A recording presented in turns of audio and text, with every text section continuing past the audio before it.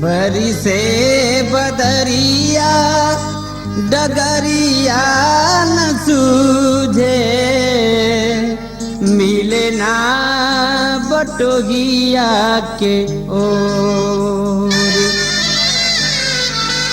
Copy उठे बिरगी के मनवा अंगनवा, सुन के बिजुरिया के शोर। रही रही चितवेली गोरिया अकेली, कंता विदेशवा के छोर।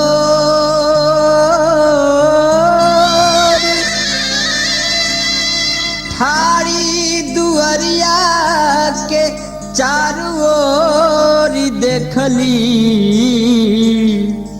टपके नयनवा से लोर।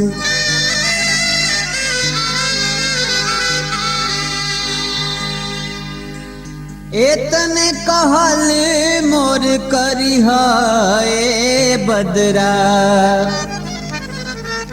एतने कहल मोर करिह ए बदरा, एतने कहल मोर करिह, एतने कहल मोर करिह ए बदरा, एतने कहल मोर करिह।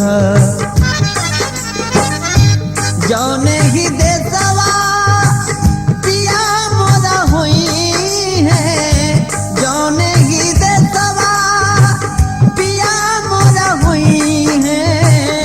रिम झिम जाई बरिसिहा ए बदरा, एतने कहल मोर करिह, एतने कहल मोर करिह ए बदरा, एतने कहल मोर करिह।